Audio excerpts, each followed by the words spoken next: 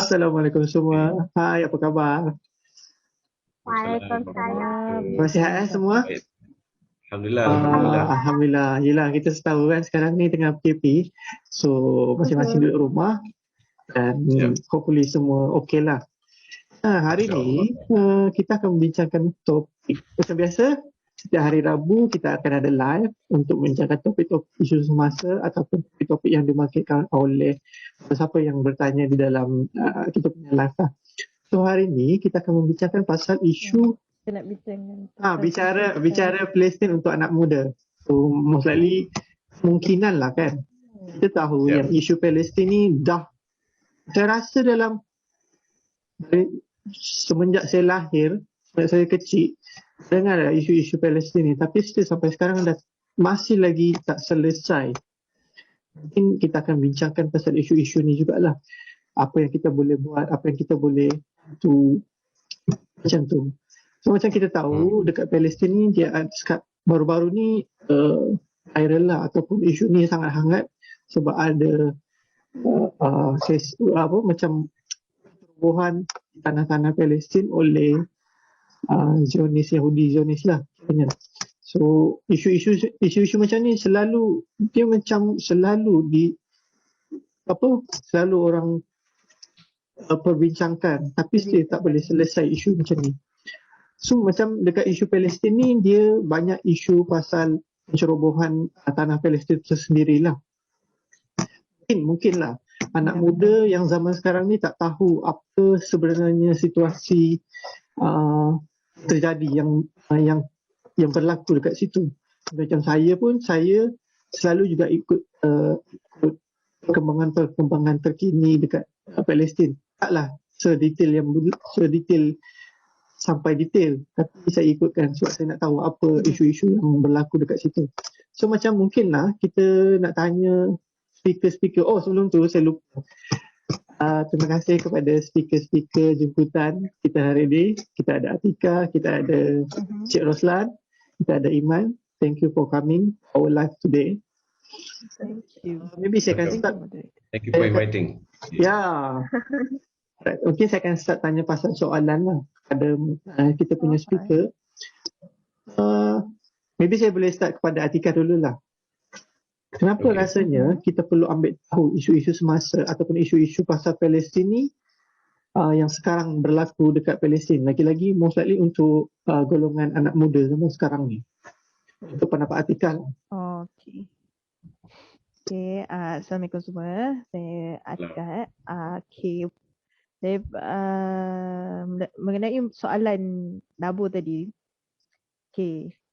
Kenapa kita kena tahu jugalah tentang isu Palestin ni, sebab terutama yang anak muda ni, sebab kita boleh jadikan isu ni sebagai kita punya guide ataupun iktibar lah. Bukannya untuk kita, satu sebab sekarang ni kalau macam kita tengok pun ada setengah anak muda yang dekat Malaysia ni memang diorang just enjoy. Diorang Muslim tapi diorang just enjoy. So mungkin kita sebagai anak-anak muda terutama yang dekat Malaysia lah, sebab sekarang ni kita dekat Malaysia kan, kita boleh jadikan iktibar untuk Palestin punya isu ni, bukannya dari segi macam iktibar macam suruh berperang ke tak, no. Kita ambil iktibar semangat daripada anak-anak muda Palestin yang ada dekat sana sekarang ni. Sebab diorang Islam macam kita juga. Tapi kalau macam kita nak compare antara kita punya semangat juang Islam dengan semangat juang diorang, mungkin agak besar jugalah perbezaan dia. So sebab tu anak-anak muda sekarang ni kita kena ambil tahu tentang isu Palestin ni, sebab even though kita tak boleh nak angkat pedang ke, kita nak berjuang berperang ke apa, tapi kita boleh juga gunakan kelebihan kita sendiri untuk berjuang menegakkan hak umat Islam. Yes. So antara yang boleh kita berjuangkan tu, kita boleh pakai kita perbincangan ataupun menggunakan ekonomi. So sebab tu diorang kena ambil tahu. Sebab kita sekarang ni memang isu ialah isu Palestin, tapi diorang tu saudara se-Islam kita. So kita kena ambil tahulah, sebab macam contoh kalau macam kita ada adik-beradik ataupun saudara mara yang kena serang kan, kena pukul semua, mestilah kita akan ambil inisiatif untuk tolong. Betul tak? So diorang tu saudara kita. So sekarang ni kita kena ambil peluang ni. Kita ada peluang untuk kita bantu saudara kita, Islam kita yang memerlukan bantuan.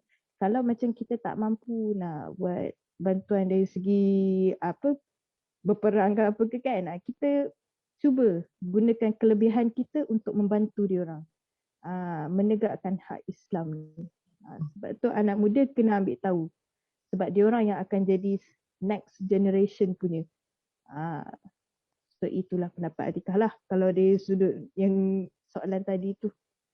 Okay, kalau macam pendapat Iman macam mana pula? Anak muda Iman. Kita tanya pendapat anak muda Iman pasal Anak isu muda. Palestin ni. Kenapa anak muda sepatutnya tahu mengenai isu-isu Palestin ni? Okey, Assalamualaikum. Pada pendapat Iman yang menurut soalan yang Labo cakap tadi, kenapa anak muda perlu ambil tahu isu Palestin? Sebab for me, anak muda adalah golongan yang still mempunyai energi untuk berjuang, even though tak dapat pergi ke Palestin, angkat pedang semua, tapi anak muda still ada energi untuk membantu golongan-golongan Palestin dekat sana. Macam contoh sekarang, one thing saya sangat salute dengan Malaysia ialah mereka berani viralkan isu Palestin ni sampai pihak macam Israel pun notice macam Malaysian punya strength dalam viralkan isu Palestin untuk menimbulkan kesedaran. Sebab sekarang ni isu Palestin ni bukan takat isu agama, dia dah berkait dengan humanity. Sebab kadang-kadang bila fikir balik, adalah rasa macam tak adil sebab bila berkaitan humanity, human rights dekat negara lain, macam orang very macam sanggup macam mana nak cakap macam buat kempen untuk how to say, nak stop kan isu tu. Tapi macam macam buat protes. Tapi macam for me, macam Palestin ni benda yang dah lama. Benda yang sangat dah lama. Tapi patutnya benda tu kita kena ambil tahu sebab dia dah lama dan kita kena plan. Plan macam mana nak tolong anak-anak Palestin ni. Sebab macam kita tengok kat social media kan, dia orang sendiri cakap orang dekat Palestin tak dapat nak bersuara dah. So yang luar Palestin ni yang kena bersuara, kena bantu dia orang. Sebab mostly for me yang kalau anak muda tu sebab kita masih ada energi lah untuk berjuang. Walaupun bukan ke sana untuk angkat pedang tapi untuk menimbulkan kesedaran orang ramai, maybe through social media. And also sebab saya rasa kita kena ambil tahu juga sebab Palestin punya isu ni adalah isu yang sangat besar, isu dunia. So kita kena tahu so that kita boleh bersedia dengan impact dia pada masa akan datang. So itu saja. Alhamdulillah. Thank you ma'am for your opinions. So for Encik Lan macam mana pula Encik Lan? Dari segi why we should, kenapa kita perlu tahu isu Palestin ni? Most likely untuk anak muda ni sekarang ni. Okay, Bismillahirrahmanirrahim. Assalamualaikum warahmatullahi wabarakatuh. Thanks Cik Labu atas soalan dan thanks juga dia kerana ingin berkongsi pandangan tentang isu Palestin. First before saya jawab soalan-soalan yang nak ditanya nanti, saya nak bagi tahu kat sini yang saya ni bukan expert in Palestinian issues dan saya sebenarnya tak layak nak cerita topik-topik macam ni. Cumanya saya ada ilmu yang sangat sedikit yang mungkin dengan ilmu ni saya boleh share sikit lah dengan anak-anak muda sekarang ni kan. Jadi berbalik pada soalan tadi apakah yang patut, apakah yang anak-anak muda boleh pelajari atau boleh perjuangkan isu Palestin ni kan. Bagi saya kita perlu ambil berat tentang Palestin ni sebab Palestin ni satu tanah Islam, tanah milik orang Islam. Sebelum ni orang Islam punya di bawah jajahan Ottoman lah, yang last sekali ialah Khalifah Osmaniyah tu ya. Jadi bila berlakunya pencerobohan tanah Palestin ni, dia seolah-olah dia telah mencabar umat Islam, sebab itu salah satu pada tanah suci orang Islam, which is Jerusalem, Baitul Maqdis lah, kalau boleh kita sebut Baitul Maqdis lah kan. Baitul Maqdis itu sebenarnya tanah suci orang Islam yang ketiga selepas Makkah dan Madinah. Jadi umat Islam perlu ambil berat sebab satu, Masjid Al-Aqsa tu tempat Nabi singgah sebelum pergi ke langit untuk bertemu dengan Allah. Umat Islam sekarang mungkin nampak benda tu sebab macam perkara kecil sebab dia jauh daripada Malaysia. Tapi adanya teknologi terkini, adanya social media, kita boleh juga mengintai, mengimbau apa yang berlaku dekat sana. Jadi anak-anak muda boleh memahami apa yang berlaku di sana dan ambil iktibar macam Atika cakap tadi, perjuangan anak-anak muda di sana. Kita kena ambil juga sebagai satu perjuangan untuk anak-anak muda orang Islam di Malaysia, especially anak-anak muda Melayu lah. Anak-anak muda Melayu saya tengok kurang sifat berjuang. Kita banyak lalai, kita banyak terpikat dengan hiburan lebih, terpikat dengan sukan berlebih-lebihan, sukan bola umpamanya. Tak salah, tapi bagi saya kalau teruja sangat dengan sukan sampai lupa perjuangan kita untuk saudara-saudari Islam kita di merata dunia, maka itu telah menimbulkan satu kelalaian. Jadi eloklah kalau anak-anak muda ambil iktibar di situ. Dan perjuangan di sana sebenarnya boleh kita gunakan perjuangan di Malaysia juga, especially perjuangan menghapuskan kemiskinan. Jadi kita boleh ambil macam tu. Bukan maknanya kita kena pergi macam Atika dengan Iman cakap dia angkat pedang. Sekarang ni orang tak angkat pedang, orang angkat AK-47 kan. Dan pedang dah tak ada lah digunakan kan. Jadi tak tahu lah wallahualam masa akan datang kena pakai pedang balik, wallahualam kita tak tahu. Tapi umpamanya kita boleh gunakan knowledge perjuangan tu, kita tanamkan dalam diri kita, kita perjuangkan perniagaan untuk memajukan umat Islam, untuk mengurangkan kemiskinan. Itu jawapan saya lah kenapa anak muda perlu ambil berat tentang isu Palestin.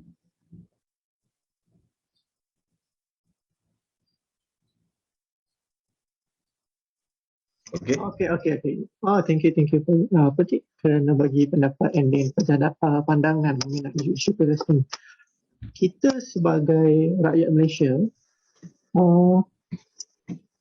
bagaimana cara untuk rakyat Malaysia boleh membantu untuk isu Palestin ni? Kalau Atika rasa macam mana? Apa yang kita boleh bantu untuk isu-isu yang ada dekat Palestin ni?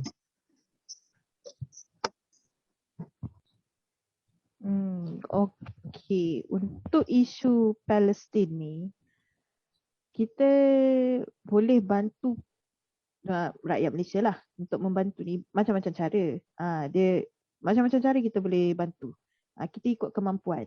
Macam contoh sekarang ni orang ramai infak, bagikan sedekah untuk Palestin. Kalau kita tengok kan macam-macam dekat Facebook, dekat mana-mana pun, dekat YouTube ke iklan YouTube pun memang banyak orang untuk kumpulkan dana kita nak bantu rakyat Palestin. Kalau itu kita mampu dari segi kewangan, kita boleh buatlah, dan memang patutlah kita buat untuk bantu dia orang. Kalau macam kita tak mampu, kita boleh juga satu cara lagi, kita macam kita cuba setiap hari kita buat sesuatu, bisnes ke apa-apa pun kita buat, kita cuba untuk ke arah membantu umat Islam ni. Sebab yes, kita memang cakap macam-macam lah orang bagi tahu kita kena bantu Palestin, kita kena bantu Palestin kan. Tapi setakat tu je. Dia tak ada lebih daripada tu. So kita cuba usahakan walaupun kita mula kecil, kita mula sikit, macam contoh kita berniaga. Kita berniaga, okey, kita berniaga ni tujuannya satu, yes, untuk kita punya kehidupan lah, kita sara hidup diri kita, tapi kita cuba tanamkan juga dekat dalam diri kita yang kita buat ni untuk masa depan juga. Contohnya akan datang mungkin kita boleh bantu dari segi macam ekonomi Muslim dan kita cuba menaikkan martabat orang Muslim ni. Kita biar kita ni dikenali di dunia ni untuk ekonomi, untuk humanity semua. So kita naikkan balik kita punya macam mana, popularity tak tahu wording yang paling sesuai untuk agama Islam ni. So kalau macam kita boleh bantu, bila kita dah berjaya, lepas tu kita ingat kita kena bantu saudara se-Muslim kita. So itu sedikit sebanyak boleh jugalah kita overcome isu Palestin ni. Walaupun kita mula sikit, tapi at least lama-lama dia jadi bukit kan. So itu satu. And the last one, ini paling memang kita dah tak boleh dah, tak mampu sangat dah, apa pun kita doa. Itu yang the last one. Kita doa untuk kita punya saudara se-Muslim kita ni dimudahkanlah kiranya isu pasal Palestin ni selesai. So sebab kita ni Muslim, so kita punya senjata sebenarnya senjata doa tu memang sangat-sangat mujarab. So kalau memang kita tak boleh cakap lah yang kita ni tak mampu nak bantu. Sebab last one is kita boleh doa. Doa tu kita yakin, kita doa bersungguh, kita doakan supaya diorang mudah kan selesai isu ni. InsyaAllah. Itulah the last one. Tapi kalau boleh kita cuba usahakan untuk menaikkan ekonomi umat Islam. So itulah pandangan Atikah. Oh, Iman pula macam mana, Iman? Apa rasanya Iman rasa yang rakyat Malaysia patut bantu untuk isu Palestin ni? Okay, macam first thing first, macam Imam ada mention tadi pasal macam mana rakyat Malaysia macam viralkan isu ni dekat social media. Yes, benda tu memang sangat bagus sebab bila macam contoh saya bagi satu contoh saya nampak dekat Twitter kan, dia orang guna something how to say, bukan reverse psychology tapi rasanya semua pernah dengar kan hashtag visit Israel, I stand with Israel. Diorang viralkan hashtag tu tapi letak gambar macam pihak Israel membunuh. So somehow benda tu rosakkan reputation orang Israel. So benda tu Malaysia sangat berani buat dan saya rasa macam memang baguslah sebab diorang betul-betul nak bersuara untuk Palestin. Tapi sekarang isunya ialah viral. Benda tu bila cakap pasal viral dia tak lama. Dia macam bermusim. Nanti bila dah lama, maybe tengah tahun ataupun akhir tahun, isu space Palestin ni dah tak ada. Malaysia pun senyap. So saya rasa benda tu bukan sepatutnya berlaku sebab kalau boleh isu Palestin ni biar berpanjangan dan betul-betul kalau kita nak bantu, kita bantu. Jangan sebab benda ni tengah famous baru nak tolong.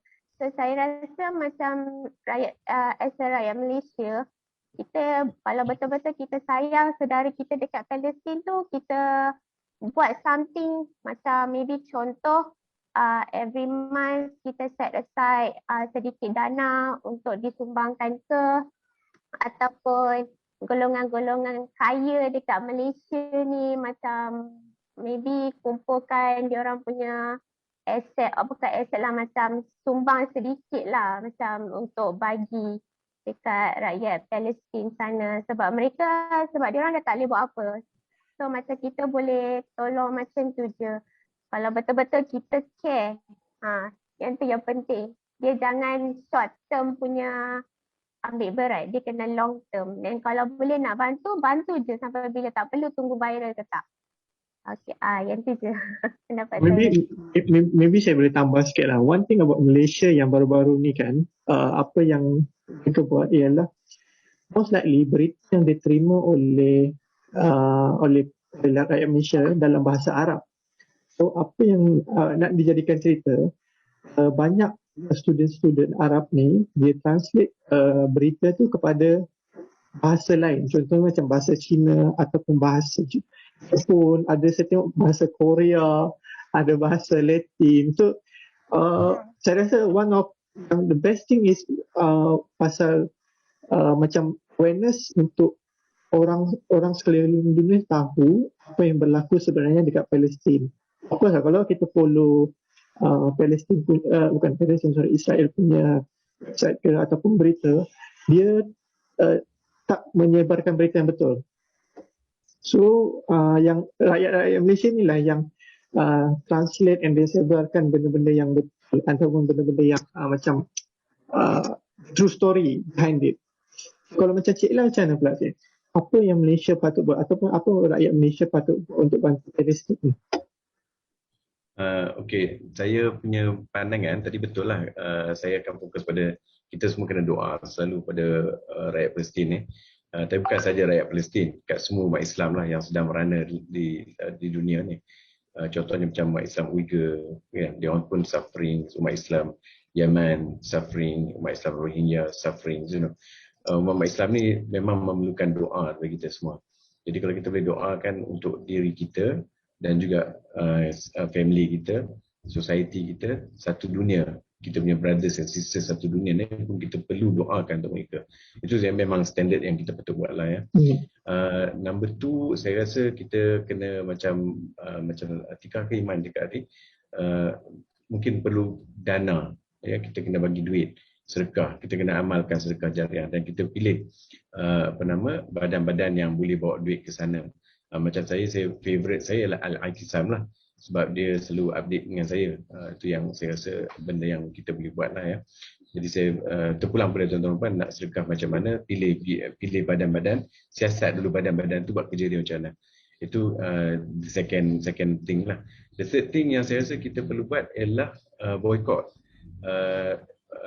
Movement Palestin di United States dia telah buat BDS movement. Pernah dengar ke? BDS movement.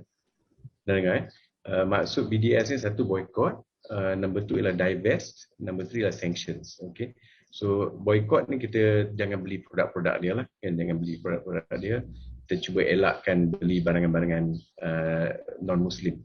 Jadi bagi saya macam kita dah dengar kita beli barangan umat Islam kan. Saya rasa itu sesuai untuk kita jugalah. Maknanya kita buy Muslim products. Saya fokus pada buy Muslim products ya. Sebab kita saya tak apa-apa, tak apalah, itu cerita lain. Jadi kita cuba boycott barangan-barangan ni. Kemudian divest. Divest ni jika sekiranya kita sedar kita ada investment ataupun kita ada barangan-barangan yang kita dah pakai, kita jualkan, kita buangkan. Ya, macam kalau kita beli produk-produk macam Netflix umpamanya, kita tahu dia daripada Yahudi, kita jangan ambil Netflix lagi dah. Kan, kita stop langganan Netflix umpamanya. Itu strategi divest. Sanction ni kalau boleh kita jangan masuk barangan-barangan dia. Itu kita stopkan beli barangan. Jadi kita kena buat BDS movement dan kita dah praktis dah benda tu di Malaysia. Maknanya kita buy Muslim product, so benda tu tak menyusahkan. Cuma kita siasat lah kan. Jangan guna fake news. Jangan guna kata macam company ni dia ada Yahudi dalam tu dan sebagainya. It's very hard sebenarnya. Sebenarnya kita kena ada macam intelligence ya. Kita kena ada intelligence yang menyiasat barang-barangan ni datang dari Yahudi tak. Contohnya kita ada juga company Malaysia yang buat barangan untuk Israel, macam chips umpamanya, tapi dia salurkan ke Singapura. So benda-benda macam tu lah yang kita susah nak atasi, macam mana kita nak buat kan. Tapi kita boleh laksanakan tu dari itu dulu lah kan. Macam kita susah beli kopi dia kan. Kopi apa benda tu? Dia tahu kan kopi tu? Kopi brand tu. Kopi apa? Apa kopi brand tu? Dia punya post nama Howard Schultz. Apa dia? Starbucks kan? Jadi ada tak benda-benda macam ada brand-brand lain, Coffee Beans ke kan, benda-benda yang datang yang support Yahudi kan. So these are the things lah yang kita kena buat, tapi sukar nak buat. Ada yang memang susah nak buat kan, sebab dah terbeli barang-barang Yahudi kan. Jadi macam nak buat, macam kalau tengok BDS, dia pakai, dia kata Hewlett Packard is membantu Israel. Jadi anak-anak muda pula banyak pakai Hewlett Packard punya laptop. Jadi nak buang ke laptop tu. These are the things lah. Divestment tu yang kita kena fikirkan macam kita buat. Tapi kena fikir, bukan kita kita buat tak tahu tak boleh. Sebab bagi saya itu satu perjuangan untuk kita. Lagi satu yang saya rasa kita perlu buat ialah kita kena ada semangat macam mana dalam tempoh 50 tahun daripada, kalau pernah dengar Theodore Herzl tu kan, dia punya impian dia untuk membentuk negara Israel, dia berlaku 50 tahun kemudian daripada dia punya impian tu tadi. Semangat tu yang anak-anak muda kena buat. Kan, anak-anak muda sekarang umurnya dalam tempoh 20 tahun. Jadi umur 70 tahun nanti kan, sesuatu yang hebat telah terbentuk hasil anak-anak muda macam you all sekarang ni. Jadi ada things yang saya rasa kita perlu belajar, ambil iktibar. Cara-cara ni mungkin kita akan bincangkan selepas ni lah, yang mungkin akan saya cadangkan. Nampak saya lepas balik pada ni lah, Cik Lagu. Ya, actually isu Palestin ni banyak yang kita boleh bantulah dari banyak sudut lah, tak semestinya satu sudut sahaja. Tapi sebenarnya isu Palestin banyak membawa iktibar kepada rakyat Malaysia sebab dia banyak yang kita boleh pelajari. Kalau macam Atika rasa apa benda yang Atika pelajari dari pasal isu Palestin? Apa iktibar yang kita patut ambil? Okey. Iktibar yang kita patut ambil daripada isu Palestin ni, kita memang tahulah yang peperangan ni memang tak ada siapa yang nak sebenarnya. Kalau orang yang biasa, orang yang normal, kita takkan nak peperangan ni. Sebab peperangan ni dia bukannya impact kepada sesuatu tempat tu, dia bukannya impact kat situ je, dia akan impact banyak benda dia akan impact. Antaranya paling mainnya ialah masyarakat tu sendiri, and then ekonomi. Bukannya peperangan ni macam contoh Israel berperang dengan Palestin kan, bukannya impact dekat Palestin punya ekonomi je, no. Orang yang Israel pun dia ada juga, di impact juga dari segi ekonomi, sebab terlalu fokus untuk berperang kan. So berperang ni memang tak bagi impact yang sangat baik. So oleh itu kita kena ada macam kesedaran lah dalam diri kita ni, yang kita kena cuba sebaik mungkin untuk memberi semangat, kira macam kita kena sedar yang sekarang ni umat Islam asyik ditindas, bukan hanya di Palestin sahaja. Macam Cik Lan tadi cakap, memang semua banyak sebenarnya pasal umat Islam punya problem kan, ditindas. So kita yang ada lagi, kita yang sekarang ni yang berkemampuan ni, kita cuba untuk mengusahakan kita naikkan balik martabat umat Islam. So kita tunjukkan yang umat Islam ni memang satu teladan yang sangat baik. So itulah kita kena ambil iktibar daripada isu Palestin. Kita bagi kesedaran kepada diri kita yang kita pun kena memperjuangkan supaya kita boleh jaga kita punya saudara-saudara kita, saudara semuslim kita untuk akan datang. Itu mungkin untuk generasi seterusnya. Kan kita kena fikir juga benda tu. So antaranya yang memang kita boleh berjuang, memang banyak kali saya cakap, memang kena berniaga. Anak-anak muda ni memang kena memulakan satu inisiatif untuk diorang membuat satu perniagaan kerana berniaga kerana Allah lah. Kita kena buat macam tu. So bila kalau kita berniaga kerana Allah ni, kita akan automatik akan ada kesedaran untuk kita berniaga tu bukan untuk greedy, tapi untuk sejagat. Kiranya untuk kita punya saudara-saudara kita, saudara semuslim kita semualah. So itu iktibar yang kita nampak dari untuk Palestin punya isu ni lah. Dia membuka mata semua umat Islam di dunia. Sebab umat Islam ni kalau bergabung satu dunia, insya-Allah problem umat Islam kita boleh selesaikan. Tapi semua kena bersatu. Kalau tak bersatu memang takkan jadi apa-apa. Itu iktibar yang Atika dapatlah daripada isu Palestin. Ya. Untuk Iman, apakah iktibar yang Iman rasa yang kita boleh ambil daripada peristiwa-peristiwa mengenai isu Palestin ni?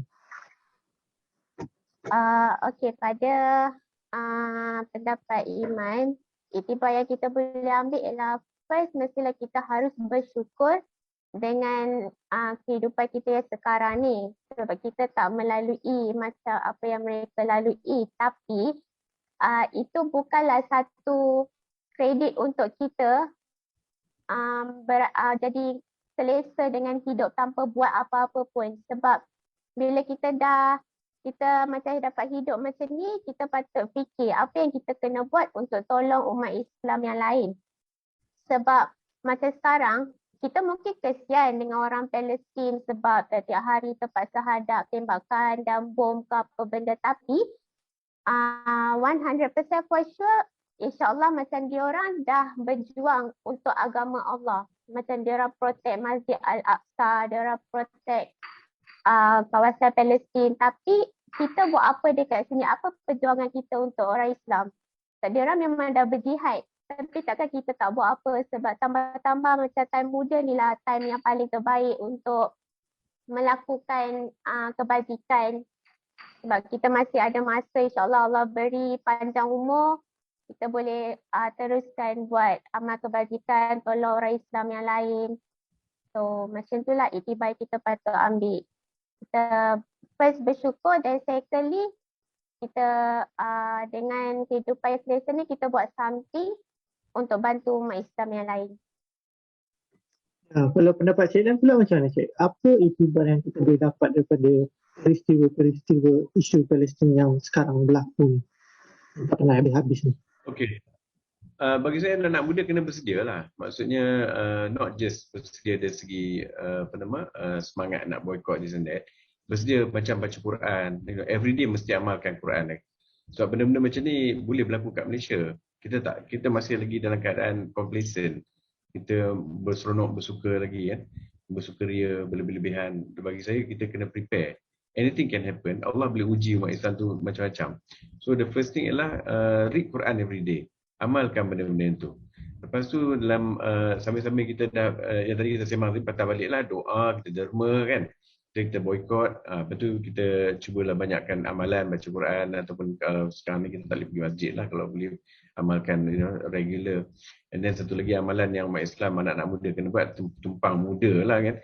Cuba amalkan sembahyang tahajud once a week ya, untuk memberikan kuatan jiwa pada umat Islam. Dan sembahyang tahajud ni bagus satu dia kan, dia menghakiskan sifat-sifat munafik. Ini bukan saya tak tahu ada hadis tak, tapi orang munafik dia tak mampu buat benda-benda macam tu.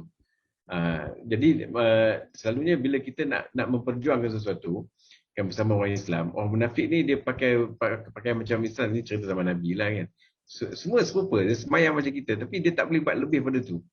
Kan? Jadi untuk kita membasmikan kita membasmi kuman munafik ni ialah dengan sembahyang tahajud lah. Kalau kita bisa amalkan benda tu, hati kita ni become strong. Jadi bila kita ada puak-puak yang masuk, itu lah macam kenapa orang Islam susah sangat nak berjuang bersama-sama, sebab sifat munafik tu ada. Kita tak boleh pinpoint, kita tak boleh sebut siapa dia munafik, siapa dia yang bukan munafik, tak boleh cakap itu. Tapi kena tahu perjuangan apa saja yang memecah belahkan umat Islam ni ada unsur-unsur kemunafikan. So the best way is to actually start amalkan sembahyang tahajud tu once a week at least kan, kalau boleh. Lama-lama kan kita ni Allah akan izinkan kita untuk menumbangkan anasir-anasir kemunafikan ni, supaya kita dapat lawan musuh kita. Musuh munafik ni satu problem sebab dia di dalam. Itu yang bila perbalahan timbul kan, saja-saja ditimbulkan. Bila nak bersatu umat Islam pecah, dia jadi pecah. these are the isu-isu yang jiwa lah, isu jiwa. So anak-anak muda kena kuat dan mantapkan jiwa tu dululah. Okay, and then aktiviti keseronokan tu kurang-kurangkan lah, kan? So tambahkan aktiviti yang menambahkan mencintai Allah dengan Rasul. So bila kita dapat mencintai Allah dengan Rasul ni, kita akan dapat membawa kebaikan dalam masyarakat. Jadi bila kita dapat membawakan kebaikan dalam masyarakat, maksudnya kalau jiran kita dalam kesusahan, kita turut membantu, kan? Itu jiran. Now kenegaraan. Zaman Islam dulu kan, kalau umat Islam dekat mana dia punya wanita dia diganggu oleh kaum Yahudi, memang umat Islam akan terus berjuang, terus lawan dengan Yahudi tu. Dia macam itulah. Tapi ada kisah dia nanti, dan saya tak ada masalah cerita dekat sini lah, kan. So now apa yang berlaku ialah di Middle East, kan.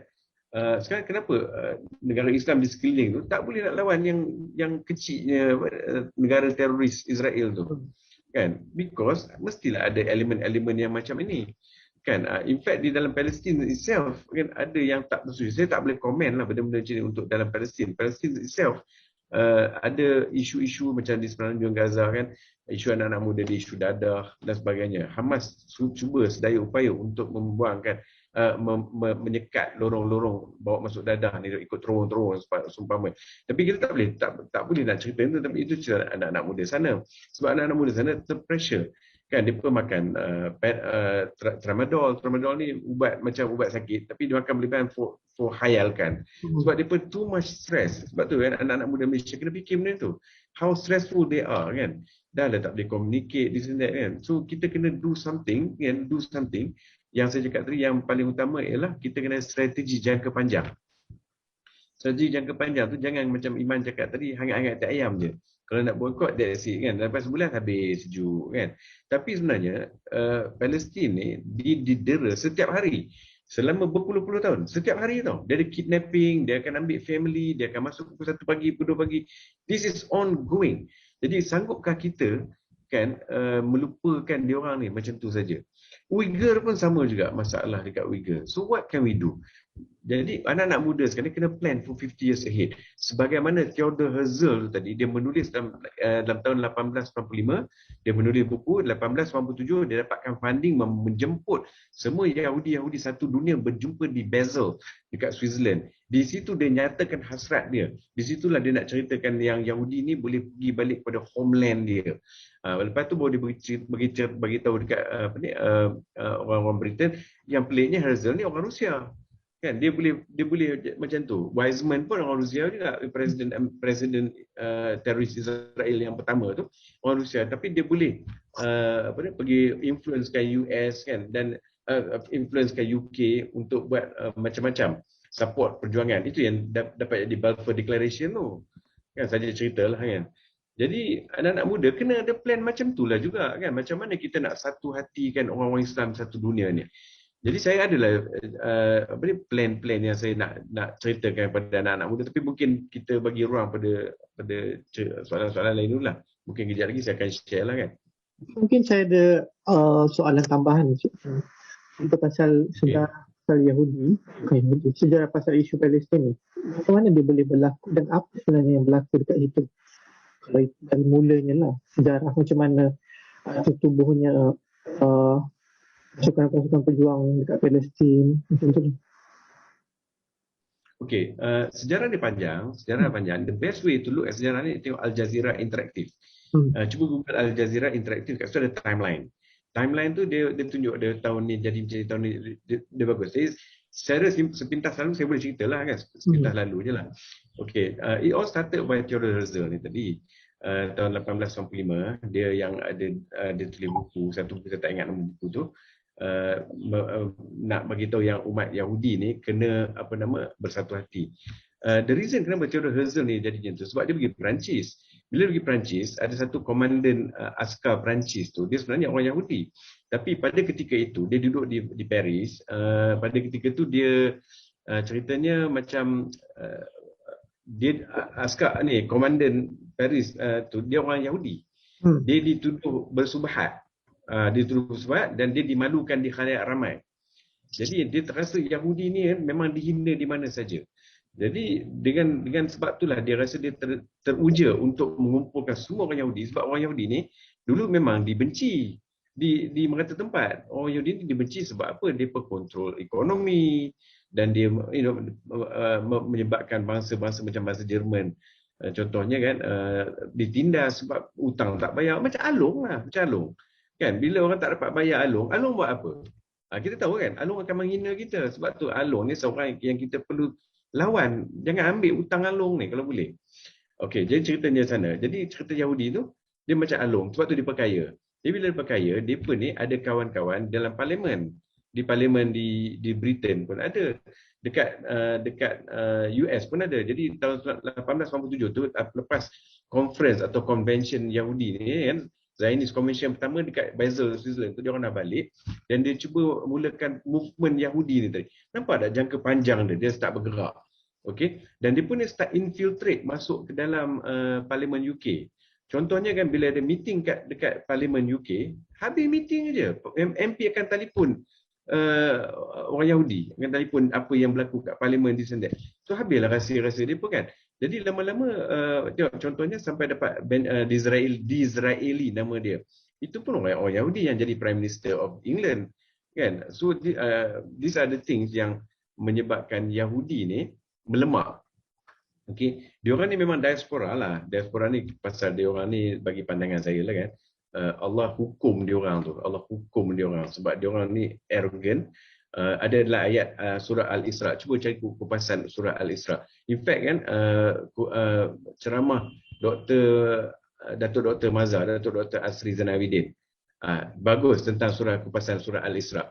Macam mana orang Yahudi ni sebenarnya dia angkuh dan sebagainya, dijatuhkan. 2 kali Allah akan jatuhkan dia 2 kali. Jadi banyak ulama-ulama yang saya tak bijak nak cerita benda tu. But the point is berlakulah diaspora. Dia pun merata ceruk dia orang pergi. Okay. Di mana-mana pun dia boleh survive. They are business minded. Dan bisnes utama dia adalah bisnes usury, bisnes interest rate, bisnes hutang, Along. Senang je bisnesnya. Kan saya bagi pinjam ni RM100, dia bayar kat saya RM120. Jadi kaya. Itu bank kat Malaysia ni, saya tak suka bank-bank Islam yang mengikut sistem riba ni tadi, walaupun dia kata dia bank Islam, tapi sistem dia adalah sistem riba, masih lagi ada elemen-elemen riba. Cumanya pakar syariah membenarkan cara dia orang buat calculation. Saya masih tak setuju. Saya tak suka. Tapi nak buat macam mana? Ini yang halal option yang kita ada. Coming back to cerita Yahudi tadi, what happened bila dia orang nak homeland tadi, jatuhlah Balfour Declaration tadi kan. Balfour Declaration ni berlaku dalam tahun 1917. So dia maksudnya jadi maknanya masa Balfour Declaration tu dia pendak parlimen England untuk setuju dibentuk negara Yahudi ni tadi 1917. Kebetulan pada tahun 1916, setahun sebelum tu, ada Mark Sykes dengan François Picot, ni orang Perancis. François Picot ni dengan Mark Sykes ni 1916 ni, don't forget tau, dia orang masih dalam Perang Dunia Pertama. Okey, Perang Dunia Pertama bermula 1914, 1914. Dia 1914, 1915, 1916 ni depa dah rasa depa nak jatuhkan Ottoman Empire. Jadi depa rasa macam depa boleh menang. Bila depa boleh menang, depa ni berpakat sama sendiri untuk ambil kawasan-kawasan mana-mana yang depa nak. Jadi Perancis nak ambil Syria dengan Lebanon dengan Palestin, yang British nak ambil Palestin dengan Egypt dan semua itulah. Jadi itu yang Transjordan dan sebagainya lah. English nak ambil benda tu. Jadi what happened, depa ni draft agreement ni, secret agreement 1916. So bila Mark Sykes ni sebenarnya dengan dia punya pada masa tu Prime Minister dia, kalau tak salah saya Prime Minister dia George Lloyd, something lah nama dia. George Lloyd ni memang pro-Zionist. Jadi Mark Sykes pun pro-Zionist. Jadi kebetulan ada plan pasal Balfour dengan cerita Arthur Balfour ni tadi. So depa jadi complicity, depa macam bersama-sama untuk menghidupkan masalah homeland, Jewish homeland tu di sana. Adalah reason dia nak bagi tahu pada orang Perancis ni, kami nak ambil ni sebab sekian lah. Depa nak terusan Suez tu, English nak terusan Suez sebab English ada empire daripada India, Malaysia, Melaya semua tu kan. Semua benda-benda rempah ratus semua ni nak harta-harta ni semua tak kira lah rempah atau apa benda pun, emas ke tin ke semua nak lalu kot tu. Jadi nak kontrol Suez tu, Palestin is nearby lah, sebelah semenanjung Sinai tu. Okey. Jadi di sinilah depa cerita nak ambil nak ambil Palestin tu tadi. Jadi what happened dalam bila habisnya Perang Dunia Pertama, Ottoman ni kalah kan. 1918 habis. Jadi depa tahun 1920 depa buat British Mandate. Maknanya okey, negara ni kita cerita dia panjang ya. Cerita ni dia ada satu kumpulan negara-negara, dia panggil LON. LON ni macam Legion of Nations. Okey, I think it's called League of Nations. League of Nations ni satu kumpulan negara-negara yang berpakat bersama-sama untuk bagi British negara-negara itu panggil British Mandate of Palestine. So British Mandate 1920 lah dia start nak kontrolnya orang Palestin tu daripada di bawah Ottoman. Okey. Jadi bila dapat benda tu, Balfour Declaration kata yes kita dah buat homeland, depa dah start import Yahudi ni tadi. So Yahudi ni datang dalam wave, you know. And ada sebenarnya saya tengah buat video benda ni. Saya akan tunjukkan dalam bentuk video, nanti saya akan publish what happened macam Auschwitz tu macam apa yang berlaku dekat sana, dekat Jerman dan sebagainya. Depa boleh transfernya masuk ke Yahudi ke Palestin. Kan jadi kan ambil tanah-tanah orang Palestin tu. Terus buat agriculture dan sebagainya. Jadi nak dipendekkan cerita kan, after 1920 tu British ni dia tak apa-apa nak lawan nak kontrol tau. Palestin dengan ni Palestin ni dia macam dikekang betul-betul. Orang Arab dia dikekang betul-betul. Dia tak bagi senjata, dia tak bagi kontrol senjata, dia bunuhnya Qassam tu leader. Kan Qassam Brigade tu, nama Qassam Brigade tu. Pernah dengar tak? Brigade Al-Qassam. Al-Qassam tu sebenarnya leader of Palestin pada ketika itu. Dia dibunuh dalam tahun 19 tak ingatlah dia dibunuh. British tak bagi kan. I think dalam tahun 1935 tak silap. So what happened? Saya nak ringkas je panjang pula ya. Tak apalah, cerita sikit-sikit saja so that you understand. Arab Palestin tak ada leader. Tak dibenarkan main senjata. Tapi yang Yahudi ni tadi dia train macam mana teknik peperangan. Lepas tu kan dahlah dia train. US pun support Balfour Declaration sebab US, don't forget 1987 kan convention satu dunia. Dia orang balik ke US, dia orang pun form Zionist movement. 1912 jadi kuat Zionist movement ni tadi sebab ada seorang namanya lawyer tu namanya Louis Brandeis nama dia. Jadi dia ni lah yang menguatkan hubungan dan dia dah start tu baik dengan politician untuk dapat Balfour Declaration tu tadi. So what happened? Yahudi ni main dua-dua sekali tau. Dia main perang dengan British pun dia juga. Dapat training British pun dia juga. Dia bombing King David Hotel pun dia juga. Itu secara apa dia panggil subversive, secara agresif dia buat bombing. Di dalam parlimen dia jadi dia rub shoulders, maknanya dia macam berbaik-baik juga. Di US pun dia berbaik dengan presiden, dia orang boleh bagi duit, semua buat duit. So member parliament ni nak bagi tahu kat you, dia pun nak duit sama di mana-mana dunia. Siapa nak bagi funding? Di UK dengan US ni biasanya orang Yahudi lah paling kuat. Dari segi ekonomi dia sikit dia ekonomi kuat kan. Jadi dia dah bagi funding dan sebagainya. Lepas tu dia ni pula pada masa yang sama bagi duit beli bombing ni aircraft punya aircraft kan pada Israel. So Arab tukar tangan-ganting. Saya rasa orang Arab pun silap tau. Sebabnya masa British nak lawan Ottoman, British hasut Arab lain untuk lawan Ottoman. Ini panggil Arab Revolt tu tadi. Okey, saja cerita. Jadi saya rasa inilah dosa-dosa orang Islam Arab, dosa-dosa dia orang menentang Khalifah Osmaniyah tu tadi. Walaupun Khalifah tu tak kuat, dia dah jadi lemah. Tahun 1918 tu, 1914 tu dah lemah dah. Okey. Saja cerita kat you orang lah kan. Theodore Herzl ni pernah jumpa Theodore Herzl pernah pergi ke jumpa Khalifah ni Ottoman ni di sekarang Istanbul lah kot. Dia jumpa, dia kata dia nak beli tanah Palestin. Khalifah tu marah. Sultan. Itu Sultan Hamid nama dia. That one is, dia ada sultan lagi after that. Yang ni early stage, tahun 18 dulu, tahun 1890 berapa dulu dia pergi jumpa. Tapi Sultan Hamid tu macam rasa marah pada, tapi dia macam amused lah kan. And yet dia boleh bagi lagi hadiah dekat Theodore Herzl, bagi diamond, something diamond.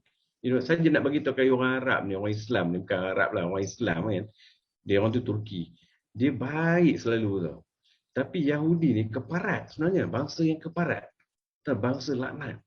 Dia orang baru keluar daripada Auschwitz tu dalam bentuk pelarian, dia orang boleh masuk dalam Israel, dalam Palestin, dia orang boleh bunuh pula orang. Sedangkan 2-3 minggu sudah dia orang patutnya nak mati dah. Dah masuk dalam camp apa? Camp yang tu kan, camp tahanan yang orang tak dapat makan, minum. Itu dia punya kepala tau.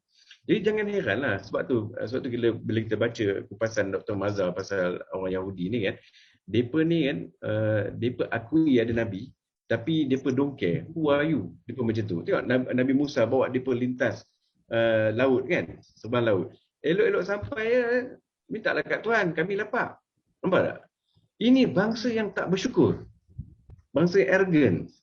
Ini natijah dia punya natural. So bila kita sembang lagi ceritanya, bila British dah buat tak tahu, British last lah dia lepas tangan lah. Dia lepas tangan dalam tahun bila British Mandate tu British Mandate habis. Saya tak ingat 19 saya ingat British Mandate dia habis 1937. Dia orang nak start partition. That's right. Dia pun nak start partition Israel kepada partition Palestin kepada dua negara. Negara Palestin dan negara Israel. 1945 United Nations dibentuk. 1947 United Nations approve. 1947 United Nations to approve. Ni baru 2 tahun. Siapa yang bentuk United Nations? Power ni tadi dia 4 country ni tadi plus 5 kan. 5 ni sebab don't forget tu bila perang dunia kedua 1935 tu masuk, Jepun dah attack China. Jadi China menang kan. China dah bantu China menang. Jadi China ni dijemput masuk ke dalam 5 superpower.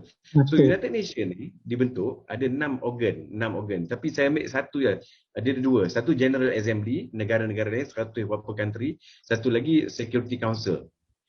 Security Council 15 negeri yang masuk, 5 permanent members, yang 10 lagi rotation.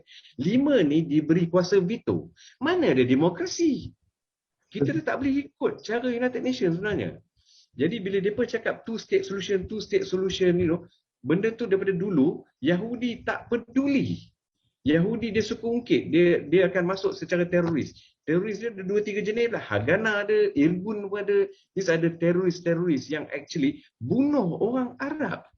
Orang Arab yang tak ada skills. Nak melawan. Dia pun berlatih sendirilah. After that, itu dalam tahun 36 sampai 39, dia ada second Arab Revolt untuk lawan British. Sebab British tak kisah kat dia pun. Dia pun lawan British juga. Okay. Lama-lama itu yang kata tahun 35 tu mereka dah bunuh Qassam tu tadi. Lama-lama apa yang berlaku kan 1945 tu bila saja British give up Palestine, dia give up, dia tak boleh. Yahudi attack dia, kan? Arab pun tak suka dia. Dia pun tak mau buat decision sangat dah sebab dia takut Arab ni akan join dengan Rusia. Dia takut macam tu. Jadi dia pun abandon. Jadi maknanya dia pun abandon 14 Mei 1947 lah macam tu. The next day tu Israel declare sebelum British belah. Tahu tak? 1 hari sebelum Israel was born. Israel was born oleh teroris ni tadi. Semua yang di Perdana Menteri, semua angkat senjata, pembunuh sebenarnya. Sebab tu saya bagi tahu negara Israel ni memang British panggil teroris Jewish terrorist. Dia sebut perkataan tu. Nanti kalau ada ni masa saya akan tunjuk dalam video-video dia. So nak bagi pendekkan cerita 1945 sampailah umat Islam di massacre selama 20 tahun tu. Saya heran antara tahun 37-47 masa Balfour nak form partition tu, apa Arab buat? Apa negara Arab buat? Mereka kan duk berlawan dengan Ottoman ni. Tak sedih ke? You know, these are the issues yang saya rasa orang lain tak berani nak cakap benda macam ni. Saya cakap lah kan. Sebab dia isu sejarah. Masalahnya orang Arab ni, dia tak boleh terima Turki. Dia tak boleh terima Turki sebagai brothers dia. Dia nak power. Yang sedihnya Hashimid ni, Bani Hashim. Bani Hashim ni, Sharif of Mekah tu Bani Hashim. Dia nak anak dia kontrol Transjordan. Itu sebab Jordan sekarang ni adalah. Jadi cerita dia tadi kan, daripada tahun 1948 tu, daripada mulanya terrorist state of Israel tu tadi, mereka kira memang bantai orang Arab lah. Mula-mula the first one yang kira besar ni peperangannya adalah pada sebab Arab Israel War tu yang tahun 67 lah. 67 tu dia berlawan dan 6 Day War dipanggil, perang 6 hari tu. Israel dapat ambil semenanjung Sinai dan atas Golan. 1973 Egypt berpakat dengan Syria lawan Israel. Kata dipanggil October War lah. Kata Yahudi kan, dia pemenang sebenarnya dia berkalah. 1973 tu Jamal Nasir ni presiden kepada Egypt, dapat ambil balik semenanjung Sinai. Siapa namanya Syria tu, bapa Bashar Assad tu dulu, Hafiz Assad, dapat ambil balik Golan Heights. Jadi di situ nak tunjuk kalau orang Islam bersatu hati boleh menang. Tahun 1973 sebenarnya umat Islam menang.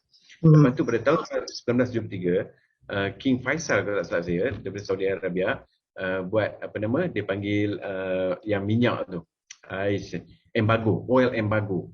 Dia tak jual minyak dekat United States. Masa tu tiga faktor ni menyebabkan umat Islam kuat seketika. Jadi nak kembalikan kita pada zaman tu agak susah lah, sebabnya sekarang ni umat-umat leaders of Arab ni generasi muda, generasi baru. Tengok Hafiz Assad, dia punya anak dia Basir Ashad dah macam tu kan. Sekarang ni MBS macam ni.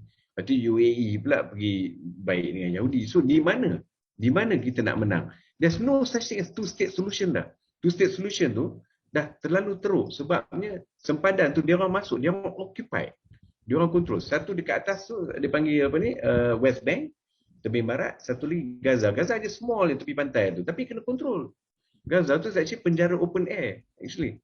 So these are the issues-nya yang bagi saya umat Islam kena ambil different approach.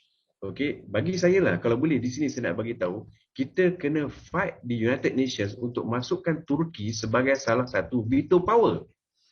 Kita nak masukkan Turki, kita kena fight untuk masukkan Turki sebagai veto power. Sebab Turki nampak sekarang ni menyerlah dari segi ke depan sikit untuk jadi leadership, kan?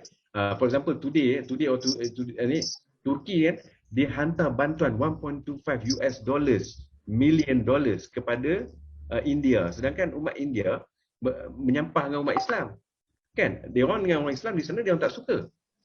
Tapi tengok cara orang Islam layan.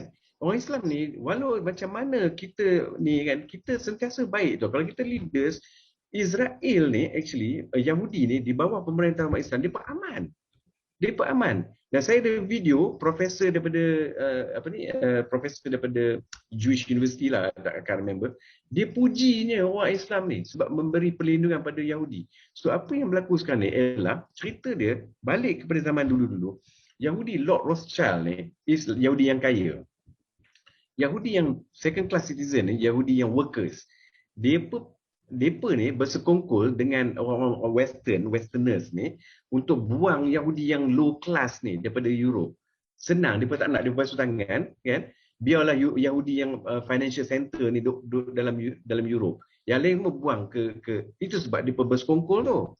Kalau you nak tahu cerita lagi interesting, kita ingat Nazi tu enemy pada Yahudi. Sebenarnya Yahudi yang baik dengan Yahudi yang dengan Nazi ni is actually Theodor Herzl punya geng. Dia boleh jumpa dengan bukan Hitler, sebelum dia jumpa dengan pemerintah Germany yang nak bunuh Yahudi ni, boleh sekongkol untuk ekspor ni Yahudi keluar. Patutnya janganlah buat patutnya macam itulah kan. So cerita ni bila ahli parlimen Labour Party di England sebut nama dia Ken Livingstone. Dia pun marah dengan Ken Livingstone ni sebab Ken Livingstone baca artikel-artikel kan yang membuktikan memang dulu-dulu Yahudi ni yang keparat ni, Zionis Yahudi ni.